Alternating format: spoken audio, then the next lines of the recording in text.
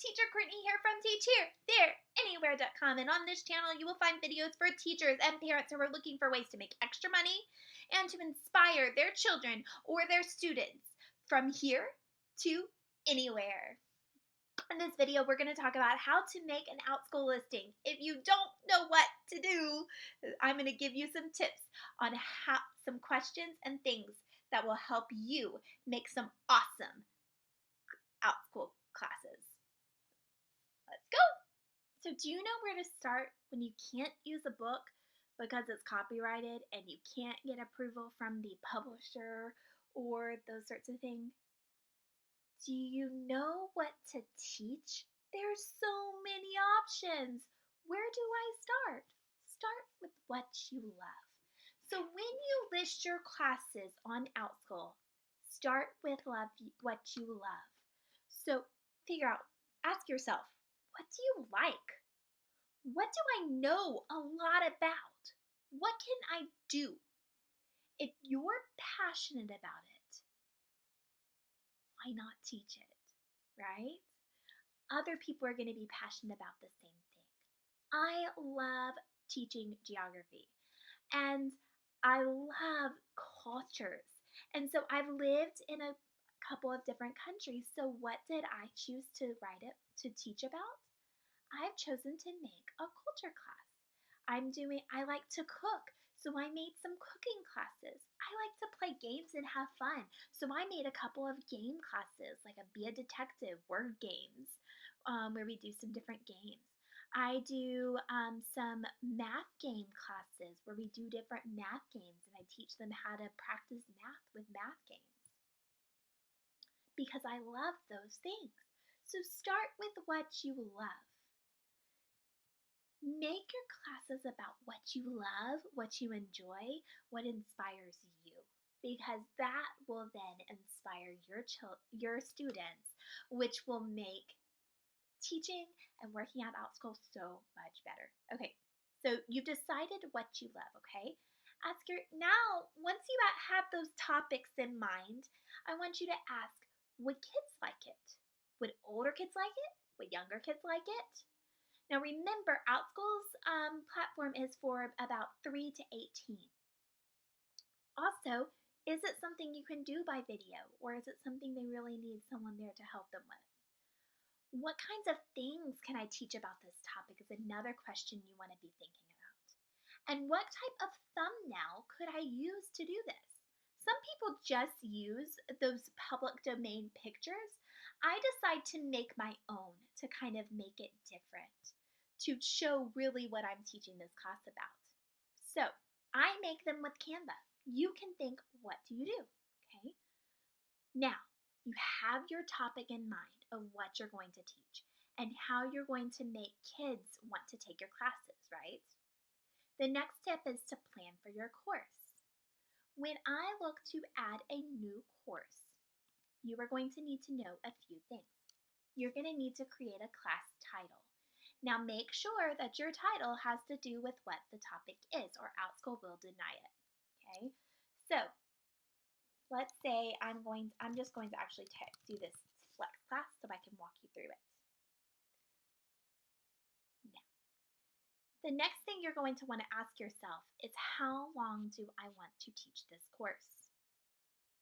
Are you going to teach it one time? Are you going to teach it multi-day, where you have maybe 3 days in a week and you do it for a week? Or are you going to do it one day a week for 4 weeks, whatever you're going to do? And this class would mean that all students start and end at the same time.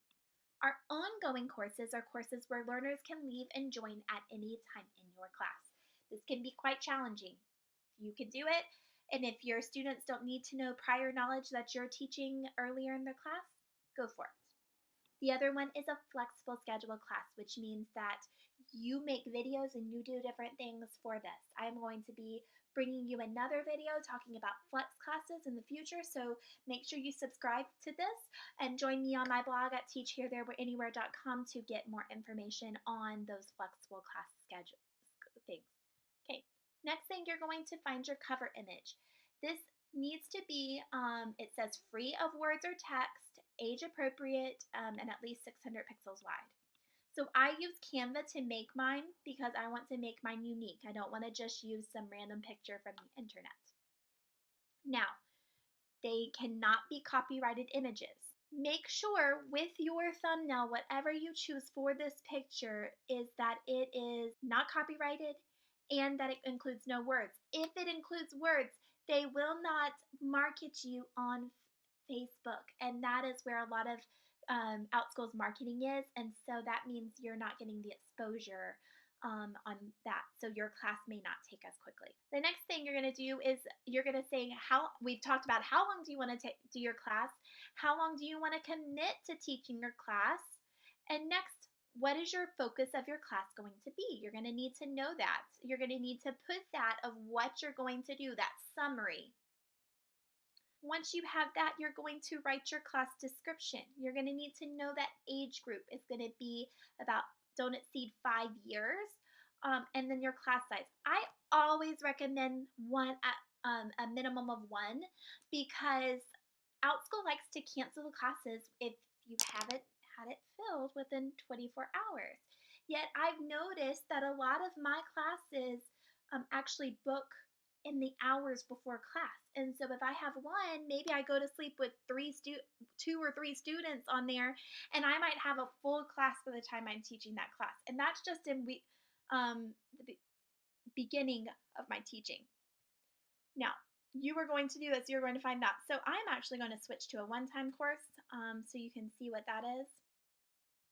But you're going to say, you're going to meet live for 1, for how many minutes, and for that. And you are going to come down here and you are going to write it. What are you going to teach? What topics will you cover? How is your class structured? How will you teach? What is your teaching style? How will learners get to interact with you and each other? And how any required experience? These questions all have to be answered in order for Outschool to approve your teaching, okay? So you are going to write that description here. Make sure you do this. If you are doing a flex class, stay tuned because there are some extra things that you need to make sure you include. So definitely subscribe to learn more so you stay in the loop with that. Okay, learning goals. Here you're going to make your learning goals. Learning goals, I just say students will learn, and then I put that. It is optional. I go ahead and put it. I don't do any homework at all because I feel like I'm going to use my class time and I'm going to give them an option to maybe play some games or whatever. For example, for my math class, not required. Assessment, I don't want to assess. I'm just doing this for fun and teaching, not for that. And then you can actually choose which next class you want to recommend. Some tips for parental guidance. If you are doing anything cooking-wise, make sure you put that you are going to use an oven or heated elements. Make sure you write that you are going to use any knives or anything that's sharp or anything that could hurt that child. Make sure you cover yourself and put those things. Also, if you are teaching a culture class, one reason why some of my class listing got denied is because I was teaching a geography culture class. So if you are teaching a geography or culture class, a lot of the countries, they are now requiring to actually have, you have to show that you have expertise in those countries. Now, I lived in Asia, and so I have expertise in that because I spent time really studying and learning the culture and the language and all of that. So I teach a few of those courses, but there were some countries that I wanted to teach that I was like, well, I don't really have expertise in them, at least in how they want it. Did I learn a lot? Did I know a lot? Yes. So if you were teaching about culture, keep that in mind for the expertise. So if you were a chef and you're learning a cooking class, write that you have expertise in that. Market yourself. Here, if you're doing a one-time class, you're probably not going to have other apps, but if you do have anything, you're going to put it right there. Here is the learning supply list, and then you're going to write a welcome post for your students.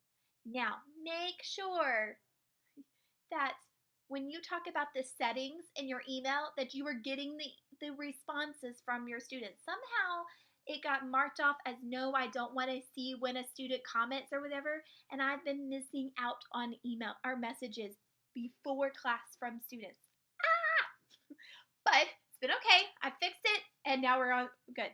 Now our listing price. Listing price is probably the most challenging thing. I hate figuring out how much to charge a person because I don't want to make it outrageous, but I also want to make it worthwhile for me if I only have one student, right? Which is not happening right now, but let's just say it is. So for a 30-minute class, or for a hour class, they recommend that your class be $10 to $12. Now, some try to go up to $15 or more. I found a lot of luck with $10 to $12 for my hour classes. Now, for my 30-minute classes, I do $8 classes, so I make about $5.60 per student. Just because I feel like that's a little bit reasonable, or that's a reasonable price. And you're doing a lot in 30 minutes. So if you see this, if you are doing a flex course, make sure that you put the cost for all the classes that you are going to teach. So if you're going to say do 4 weeks, don't put $10. You need to have a price that's that.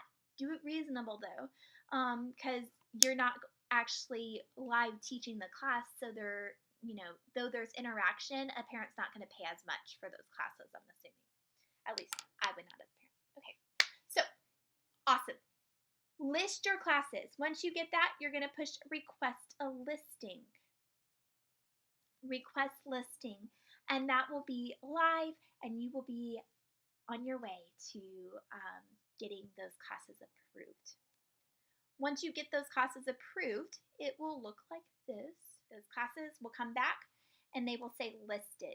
At that point, you can come down here and you can open up another section. So these are a section, I accidentally canceled this one, but here's the section that I have of this class. This is a popular class, so I'm going to add another section, okay?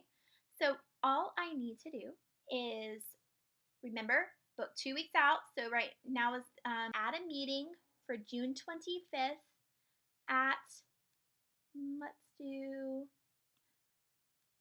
11 a.m. And so this is a 40-minute class. It automatically goes to 40 minutes. I'm going to save that meeting time. Now I need to make sure that this is public. Sometimes it automatically goes up private. So do that. I'm going to then choose how many students I can have in that class. Then I can go to class summary. That will show up in the thing. And now it is able to be booked. Okay. So there's how you list a class. If you have any questions or you like to know more, jump on over on my blog at teachherethareanywhere.com or subscribe for future videos. Let me know, what kind of classes are you going to make on Outschool? What is your passion? What are you going to do? Tell me that in the comments, okay? Thank you for joining me as we learn about listing classes. I hope this was helpful. If you have any questions or anything, let me know. Feel free to respond to email me at teachherethareanywhere@gmail.com. Let's inspire the world. Teach here, teach there, teach anywhere.